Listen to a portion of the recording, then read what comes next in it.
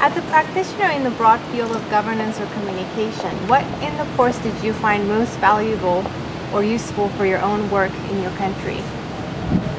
I think the most valuable insight I got from this workshop is to learn about strategic communication.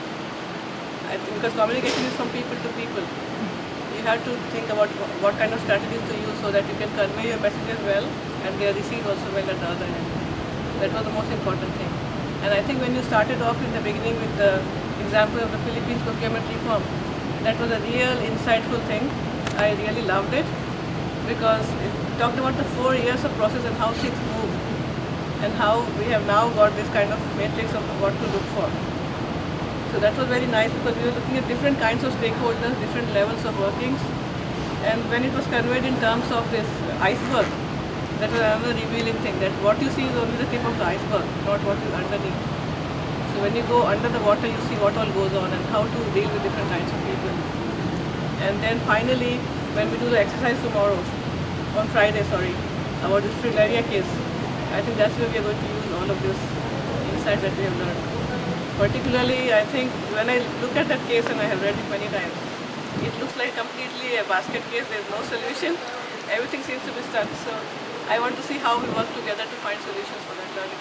So what I like overall is you have to be strategic in communication, start from what we have learned from the first example and going through all the different dimensions of the problem and then apply it in practice, which will be useful for my work later.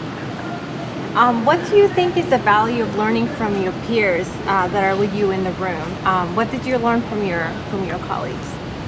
I think it was a very good time to come here because it was a group of about a dozen people or so, and I'm the only economist, I think. Others are from different fields. Some are from government offices, some of them are communicators, some of them are in other kinds of fields. So it was very good to get their insights from their side, what they think and what kind of communities they have been working with. For example, if they've been coordinating with different people, with different groups, or if they've been reporting to the governments and what are the restrictions and limitations on what they can do. So that gives further ideas about what to expect when you go down on the field really.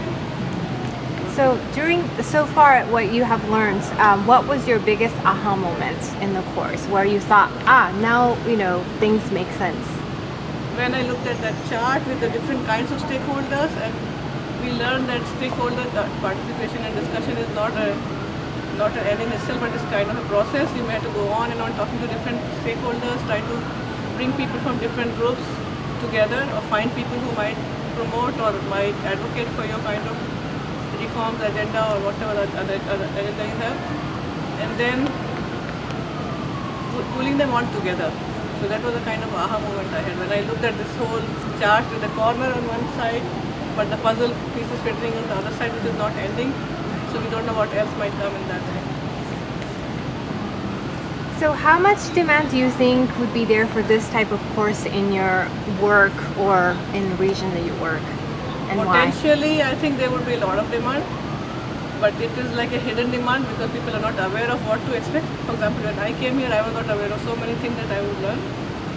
So if you put it all together, you can see that if you start advertising about what is there, if, like for example, people who are coming here for this summer institute, when they go back and talk to their peers, like for example, for me, I came here on a training which was paid for by my HR department.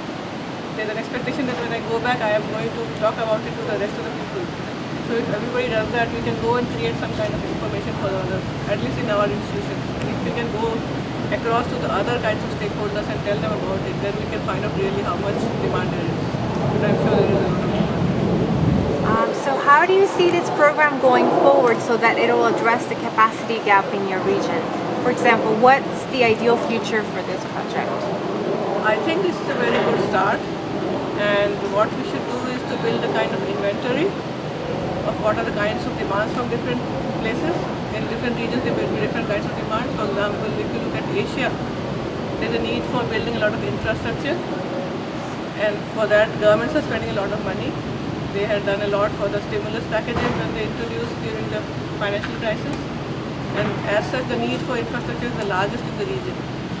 So that is one area where you might want to focus on.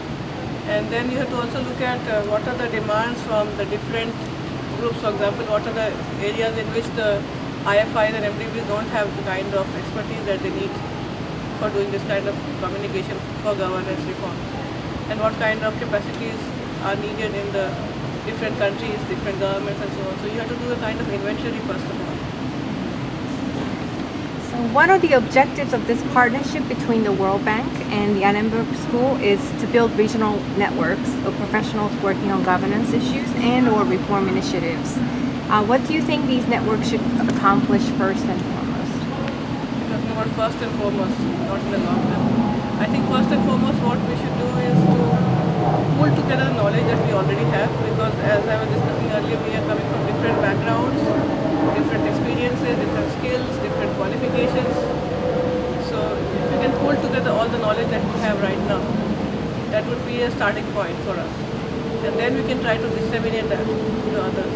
So, and we can try to bring in other people into the network. We can use this as a point for the training of the trainers, for example, so that it becomes sustainable and the World Bank and the Annenberg Institute don't have to go on and on doing this forever. So I think that would be one way to go about starting with this kind of thing. Thank you. Thank you.